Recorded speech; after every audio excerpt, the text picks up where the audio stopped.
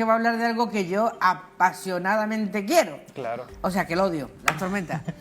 Pues sí, ¿Vas a hablar de tormentas? Vamos a empezar, si quieres, con la primera imagen, que son una sucesión de recortes de periódicos que, como hemos estado viendo, de estas semanas atrás, incluso meses atrás, donde se han dado muchas alertas, muchos avisos de fuertes lluvias, de precipitaciones muy abundantes, de una serie de tormentas sucesivas en muy poco tiempo.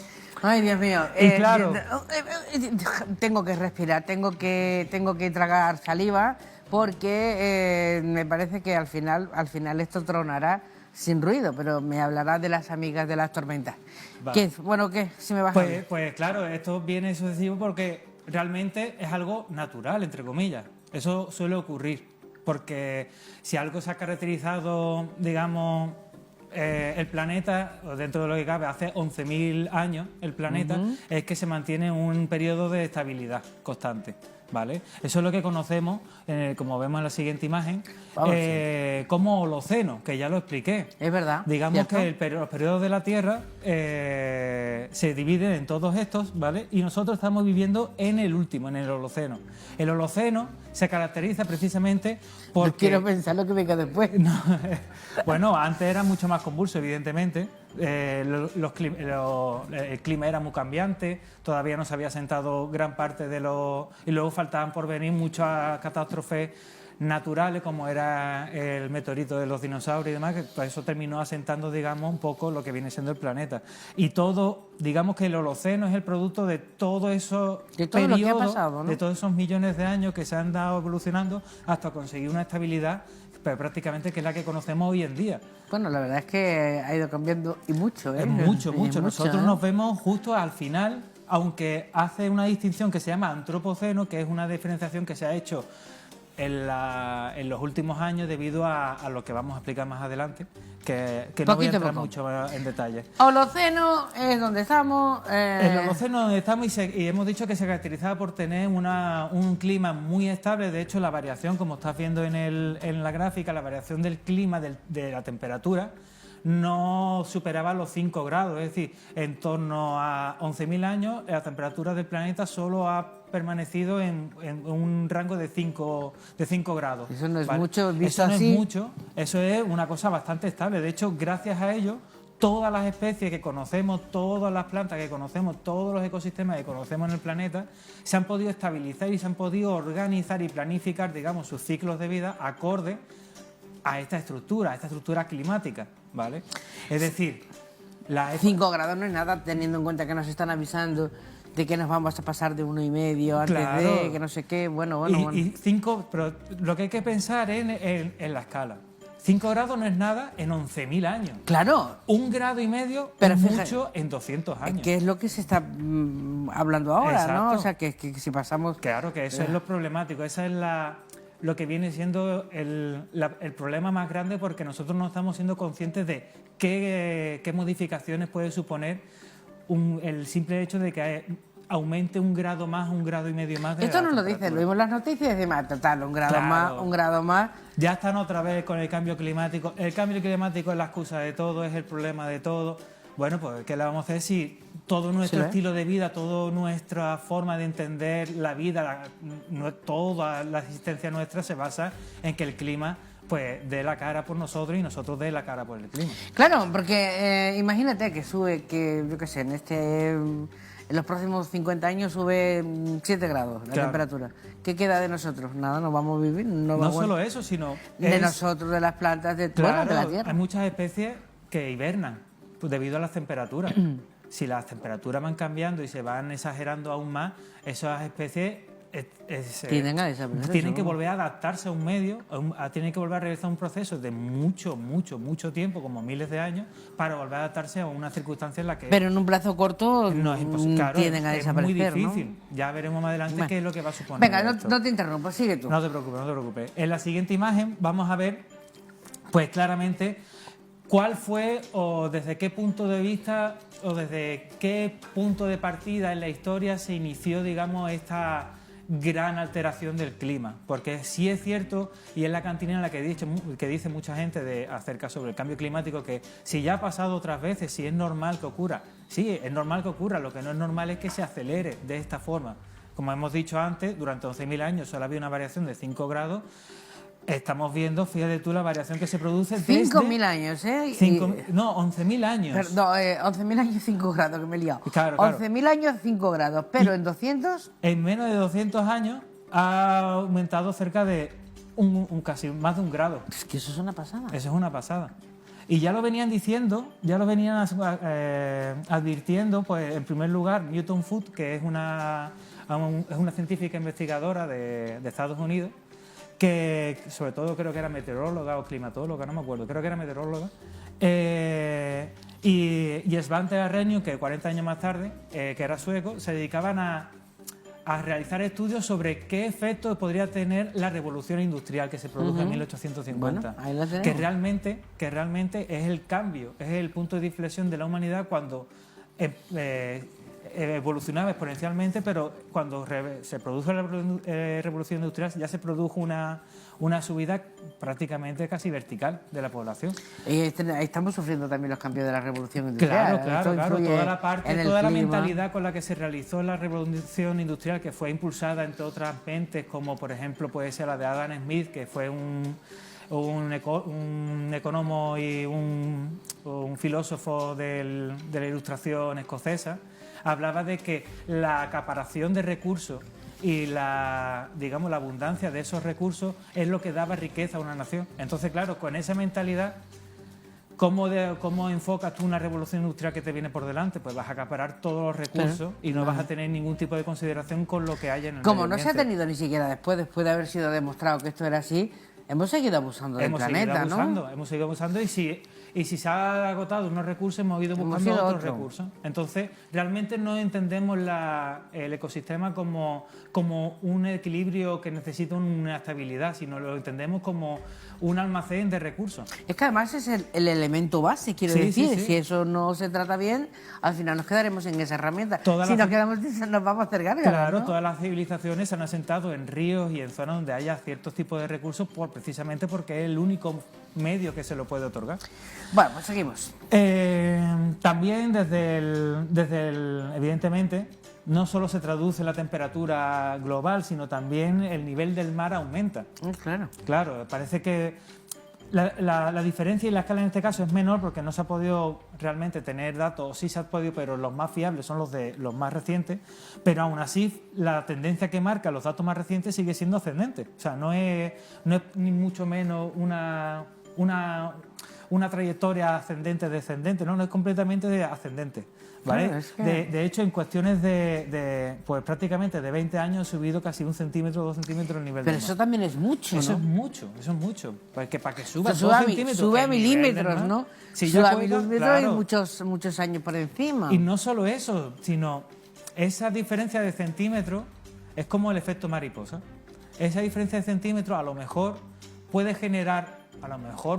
provocar mareas más grandes por el efecto oscilantes y demás de la Luna. Por ejemplo, puede provocar un montón de cosas que no somos capaces de predecir. Ni de controlar. Ni de controlar. De controlar mucho que es menos. Lo peor, ¿no? Porque nosotros podemos predecir y un poquito pues sobrevivir a lo que podemos, o intentar remendar a lo que nos viene, a lo que se nos va a venir, pero arreglar no. Estamos viendo, ¿no? La lluvia está lloviendo, es normal que llueva, pero no está lloviendo de la manera que debería llover, claro. ¿No? Estas tremendas desgracias que nos está trayendo. Bueno, todo esto, en la siguiente diapositiva, todo esto se va a producir en unos efectos claramente directos sobre el ecosistema. Para empezar, madre mía, sin ir más lejos, no quiero verlo. Prácticamente el deshielo de muchas zonas que prácticamente se consideraban hielos permanentes. ¿Vale? Sí, era un poco la fuente, ¿no? Las reservas, quiero los decir. glaciares de las zonas más polares, incluso no tienen por qué ser los mismos polos, sino las partes de Siberia, las partes colindantes de esos polos, de esa zona, se caracterizaban por ser zonas frías, con nieve, con hielo, que de hecho se basaba todo su ecosistema en eso. Ahora está evolucionando a otro tipo de ecosistema. Pero eso no es ¿Cuál? una buena señal. Claro, no es ninguna buena señal, no es ninguna buena señal. ¿Por qué? Porque hay muchos, de hecho, vi un documental no hace mucho en el que se veía cómo osos polares, belugas y muchos más animales marinos que pertenecen a las zonas polares se van encontrando, van apareciendo en zonas como Canadá, zonas incluso Claro. más bajas en latitud. Se está calentando el planeta. Se está calentando el planeta y no solo se está calentando el planeta, se está radicalizando el planeta en muchos aspectos, ¿no? Pero en el aspecto climático se está radicalizando porque es que estamos viendo y sobre todo está, aparte de calentándose, se está alterando por completo. Uno de los grandes efectos directos que tiene el cambio climático es la alteración de la cinta transportadora oceánica. Bueno, eso no sé cómo estará transportando ahora. Pero la cinta transportadora oceánica era, digamos, el punto más fuerte que tenía, digamos, el planeta para controlar y, digamos, regular la temperatura global del planeta, para que ciertas zonas sigan siendo cálidas, para que otras ciertas zonas sigan siendo frías. Y eso se hace a través de los océanos. En los océanos hay corrientes muy fuertes, como son las que se vemos allí marcadas, que van por abajo, evidentemente, las corrientes frías y van por arriba las corrientes calientes, que van distribuyendo esa temperatura a lo largo del planeta. ¿Qué pasa si aumenta la temperatura de los océanos y Y está pasando, solo me faltaba. Y está pasando. Pero bueno, esa mosca, ¿de dónde ha salido? No sé, bueno, pero aquí está. Pues, ¿qué pasa cuando cambia la temperatura del planeta y la temperatura de los océanos y el nivel de los océanos? Pues claro, evidentemente se destabiliza esta cinta transportadora. Entonces, Claro, su función se altera. claro, entonces va a haber ecosistemas que van a, de repente se está alterando, y hay noticias de que se está alterando, de que hay cambios, hay pequeñas perturbaciones en diferentes zonas donde los ecosistemas están completamente cambiando. Hay zonas donde se están viendo, que más adelante entraremos en detalle, que están apareciendo especies que antes no podían entrar por distintos motivos, por barreras térmicas, barreras químicas, Entonces, Esto es lo que no vemos, pero que esto está es lo que no pasando. vemos y esto es lo que está pasando, ¿vale? Estos son O efectos... sea, no solo es que esté lloviendo Claro. más de la cuenta, no solo es que haya subido, haya más calor o menos frío. Claro, Es que claro. es como si se estuviera reubicando el planeta, yo qué sé. Claro, es como si tú mudases de casa, básicamente. Vale, eso me gusta. Si cambias de sitio ya no sabes dónde está la cocina, ya no sabes, no sé qué. Tienes que aprender. Tienes que aprender, pero claro, es un ejemplo muy burdo porque tú te acostumbras rápido a una casa. A Esto no, estos son miles de años. A estos son miles de años de adaptación. Entonces, la siguiente imagen vengo a explicar un poco el porqué de las lluvias tan torrenciales que se están dando, por qué la Dana fue tan grande, tan fuerte, tan exacto, tremenda, tan agresiva, ¿no? Tan dañina. Vamos a la siguiente. ¿Por qué esa Dana fue así? Pues tanto la Dana como las borrascas que estamos teniendo, que me repito, son fenómenos dentro de lo que cabe naturales, lo que pasa es que no están contemplados con esa cantidad de precipitación. Se produce esta cantidad de precipitación porque, digamos, la temperatura del clima, al aumentar, es capaz de albergar más humedad, ¿vale? Cuanto más calor hay en el ambiente, eso pasa mucho, por ejemplo, en la siguiente imagen que vamos a ver, pasa mucho en las selvas tropicales, Claro, en las selvas amazónicas, por ejemplo, que la temperatura es tan alta y la humedad es tanto que son capaces que incluso los mismos árboles parecen que están respirando nubes, ¿vale? Claro. Esta cantidad, esta densidad de humedad que se respira en el propio clima es lo que lo está produciendo, no esto, porque ya me repito, esto es natural, esto es lo que se produce en la Esto selva. es lo normal. Eso es lo normal. Lo que tiene que pasar. Pero este fenómeno, digamos que es lo que está ocurriendo en nuestras costas cuando están viniendo todas las borrascas, porque al aumentar la temperatura se está produciendo este efecto de albergar aún más la humedad, y cuando choca, por ejemplo, cuando choca con una montaña y se produce el efecto Foehn, que es cuando sube, se enfría y demás, cuando enfría, toda esa cantidad de agua de más tiene que vertir igualmente. Entonces, claro, se produce lluvias completamente torrenciales como la que hemos estado viendo. Y esto no es que sea la tónica, pero va a ser cada vez más frecuente. O sea, es decir, no significa que el año que viene va a seguir viviendo como mínimo la lluvia que hemos tenido este año, sino a lo mejor va a llover menos, pero cuando vuelva a llover de verdad, va a llover pues con la misma intensidad, incluso más. Y bueno, si te has dado cuenta, la Dana ha sido en esta zona, pero hoy no ha dejado de llover. No.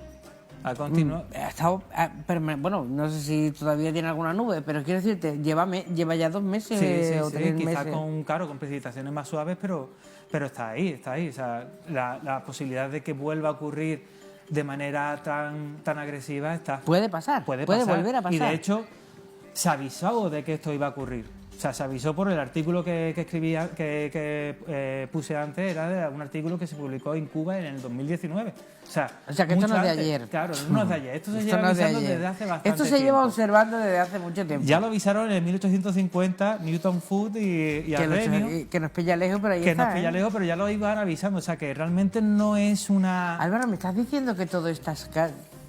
algunas catástrofes, otras semicatástrofes están ahí? ¿Van a estar ahí ya para siempre? Van a estar ahí y sobre ¿Forman todo van parte a estar del cambio? potenciadas por nuestra acción. Que eso es lo mejor, que eso es lo peor de todo. No, lo mejor no, pero eso es lo peor. Que en las catástrofes, digamos, estas borrascas son naturales, pero la intensificación está producida por nosotros y es posible que tarde tiempo en volver a producirse o volver al estado natural de antes. Bueno, no sé si va a poder volver, fíjate todo lo que hay que mover. Sí, se puede. Al final voy a dar un par de... Vale, venga, me deja más tranquila. Claro. Bueno, pues seguimos. Este es el fenómeno natural. Ese es el fenómeno natural, pero que desgraciadamente se puede explicar un poco lo que está pasando, digamos, las borrascas primaverales que estamos teniendo ahora a principios de año. Tan intenso, madre mía. Y en la siguiente vamos a ver los efectos indirectos, ¿vale? Evidentemente, una de las cosas que te he explicado antes eran las cintas transportadoras oceánicas. Sí. Al modificarse, modifica todos los ecosistemas, como hemos dicho antes, ¿vale? Y no solo todos los ecosistemas, sino incluso lo puede llegar a destruir.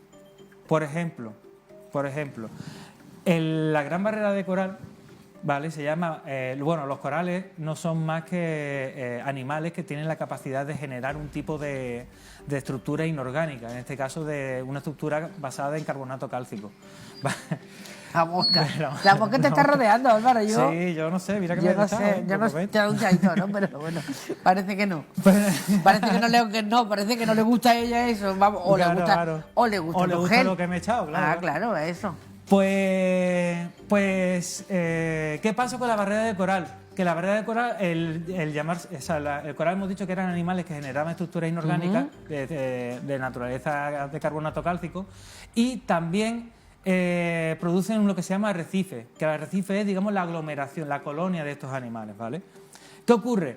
Con la temperatura, con el aumento de la temperatura de los océanos y, digamos, la cantidad de dióxido de carbono, que es uno de los principales gases del efecto invernadero junto con el metano y demás, hacen que el mar se acidifique, ¿vale?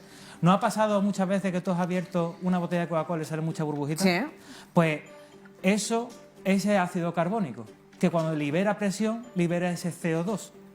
¿Qué pasa? Cuando más temperatura tiene y como está fría, pues salen todas las burbujitas, ¿no? Cuando más temperatura tiene ese líquido, más capacidad tiene de albergar ese CO2, con lo cual se va a volver más ácido. Caray. Pero ahí va muchas especies de camino, ¿no? ¿Cómo? Si se vuelve más ácido, habrá especies que no sobrevivan. Claro, por ejemplo, como estás viendo en el ejemplo del vaso, aunque no se ve muy bien, quería poner un vídeo, pero me parecía ya demasiado vídeo. Pero en el vaso estás viendo cómo esa concha de lapa parece que es un esferagram, parece que es una pastilla efervescente. Es verdad, ¿cierto? Y salen muchas burbujitas. Eso es porque el óxido carbónico reacciona con el carbonato cálcico y termina produciendo pues CO2, entre otras cosas, que son las burbujitas que va saliendo ahí, y se va disolviendo. Claro, se quedará en nada. Se va disolviendo esto. Y esto es lo que va pasando esto es lo que ha pasado, desgraciadamente, con la Gran Barrera de Coral, que es uno de los efectos más que ha ido desapareciendo. En menos de 20 años ha desaparecido los 2/3. Mucha gente pensaba que era por la captura de coral, pero también ha influido esto sobremanera, ¿no? El aumento de temperatura, ahora vas a ver las siguientes imágenes. Vamos a la siguiente. El aumento de temperatura ha favorecido la proliferación de muchas algas que hacen que obstruyan las vías digestivas de los corales y terminan, pues, evidentemente muriendo.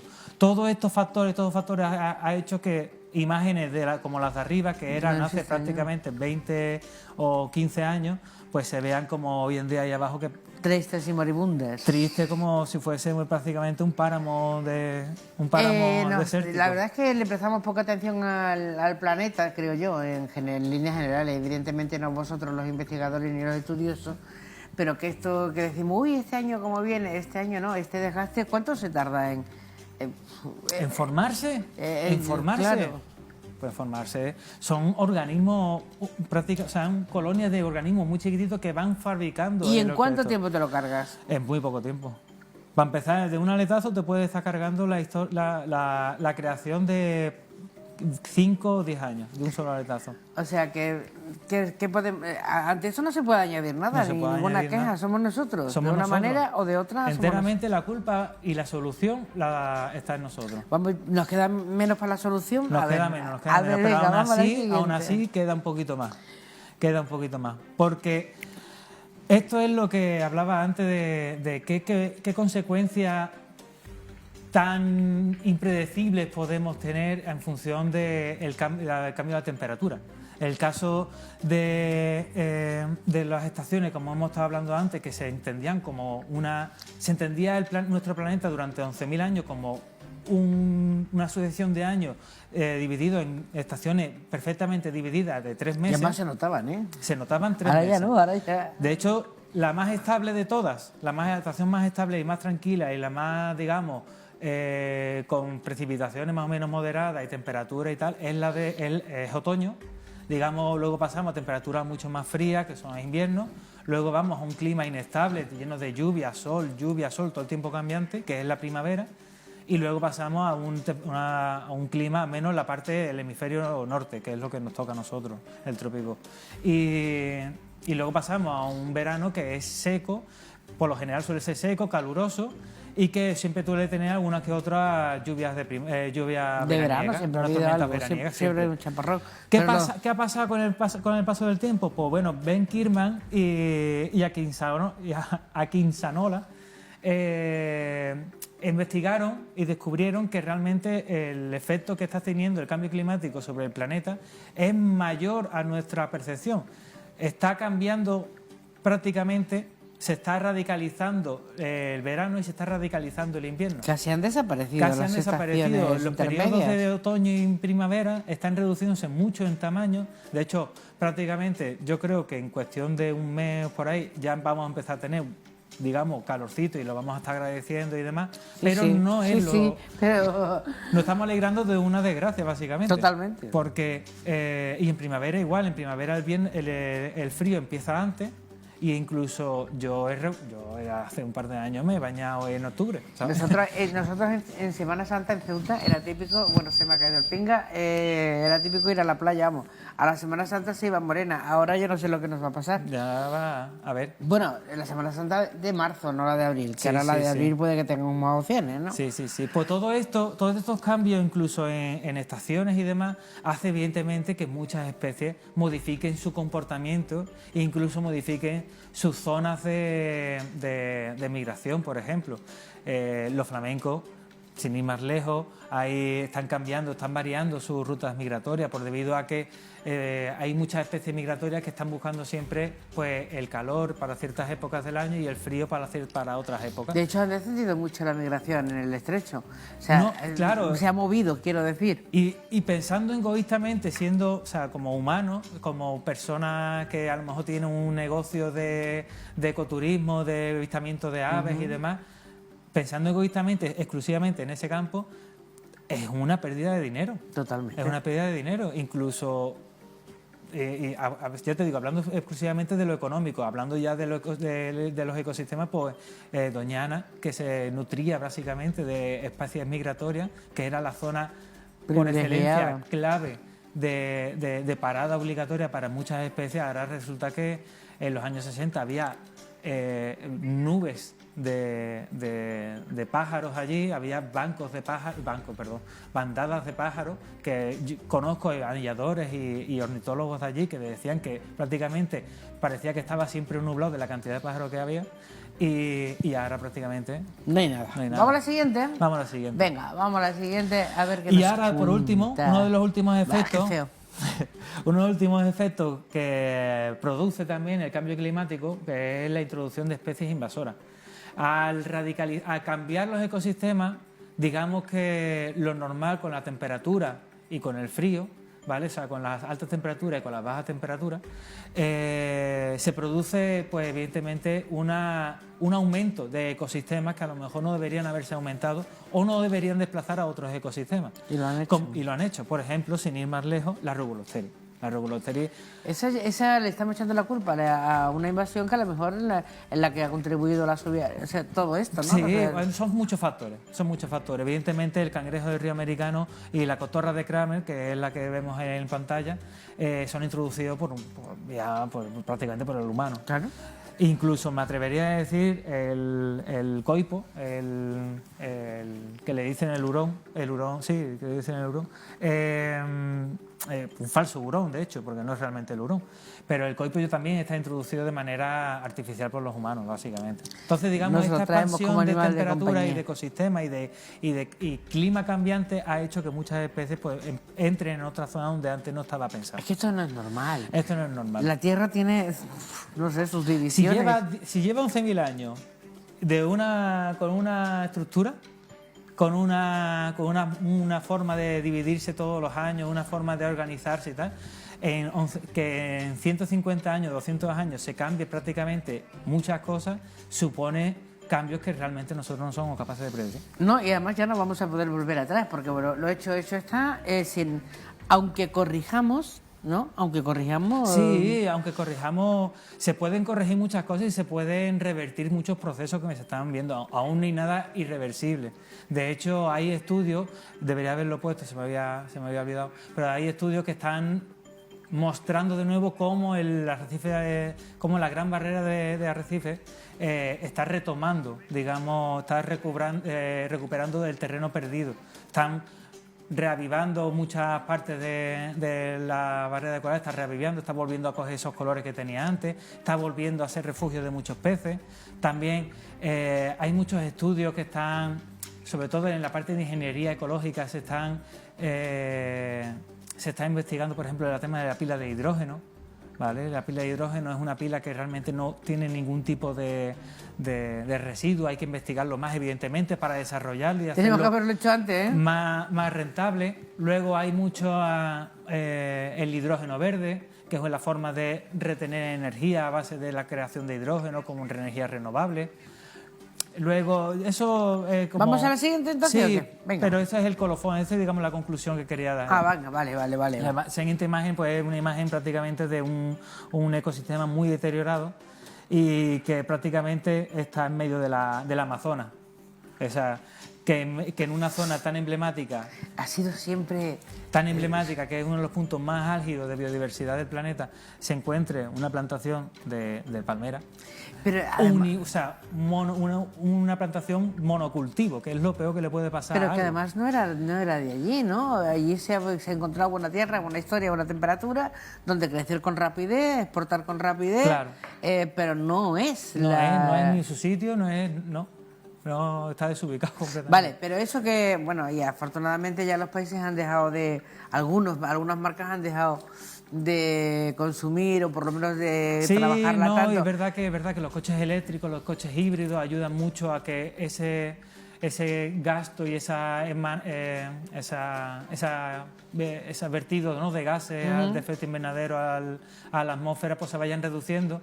También queda mucho camino por hacer, queda muchísimo camino, pero creo que creo que viendo los avances científicos que se están produciendo en esta parte de energías renovables, formas de almacenar energía y evitar de contaminación y evitar los gases de efecto invernadero o reducirlos lo máximo posible, se está avanzando mucho, Queda mucho por hacer y sobre ¿Estamos todo... mentalizados, Álvaro? Sobre todo queda mentalizar a la gente de que esto es real, de que no es una cosa que se inventen... No es que este año haya llovido más y con más fuerza. No, es que esto es lo que va a pasar si nos le ponemos... Esto puede llegar a ser la tónica. No es la tónica, pero puede llegar a serlo.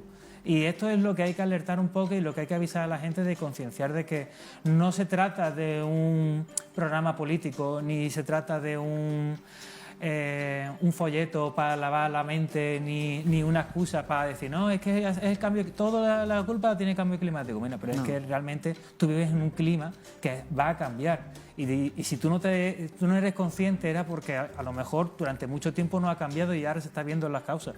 Teniendo en cuenta que hasta no hace mucho, comparado con la vida de la Tierra, no aceptamos que era redonda. Ya ves, y ahora se está poniendo en duda. O sea que hay que avanzar. Yo creo que nos hemos creído privilegiados por nacer aquí de esta manera, creer que el universo somos nosotros, sí, y no prestar atención al suelo que pisamos. Sí, y sobre todo no tener la capacidad, el criterio de discernir qué noticias son falsas, qué noticias son verdaderas, cómo buscar, cómo asegurarte de que esa fuente de información sea fiable. Claro. Cómo asegurarte de que lo que te están contando no tiene ningún tipo de trasfondo. O sea, hay que concienciar a la gente, no más allá de decir créete el cambio climático, sino investiga. Y luego que puedes hacer criterio. preguntas que Exacto. puedes hacer tú también, ¿no? Puedes dudar de todo, pero si dudas de todo también tienes que aceptarlo. Cuando te resuelva la duda también tienes que aceptarlo, no puedes dudar y quedarte en la duda. Porque dudas ya nos han resuelto muchas. Vosotros, todos los que trabajáis en este mundo, ya nos habéis dicho muchas cosas claritas. ¿El reciclaje es imprescindible? Es imprescindible, es imprescindible. Hay coches que están ¿sabes? Que se están creando con materiales reciclados y eso me parece maravilloso. A veces hacemos algo con la alga, ¿no? Con la robustería esta que nos tiene un poco... ¿Podría servir de combustible? Yo qué sé, por ahí andaban preguntando o investigando, pero no sé si al final llegaremos a esa conclusión. ¿Hay una recomendación, Álvaro? ¿Perdón? ¿O una recomendación generalizada para todos nosotros con respecto a esto? Pues sí, lo que estábamos hablando, sobre todo informarse mucho, tener un criterio y buscar el criterio de búsqueda más con la que sentáis vosotros, que sentáis más seguros, de saber que lo que estáis leyendo sea verdad, buscar varias fuentes, no quedarse solo en una y sobre todo intentar abrir un poco la cabeza y de que no todo es lo que nos cuentan, sino tenemos que buscar nosotros lo que... O sea, averiguar, trabajar, Exacto. mirar. Has dicho antes que iba a llover dentro de un par de semanas. Eso decían, a lo mejor cambia. Bueno, pero tú ya lo has visto, ¿no? Yo he visto que podía llover, que podía haber también fuerte lluvia, pero bueno... Fuertes, además, ¿no? Habrá que ver. Bueno, vamos a darle un voto de confianza a ese habrá que ver, pero no es la primera persona que nos dice que la Semana Santa va a estar bastante mojadita. Y mientras que sea agua, pues agua normal, agua esta con la caída normal... Vale, el problema va a ser, pues, esos que ya hemos visto. Álvaro, no tardes tanto, nos vemos, ¿vale? A ver si Muchísimas gracias.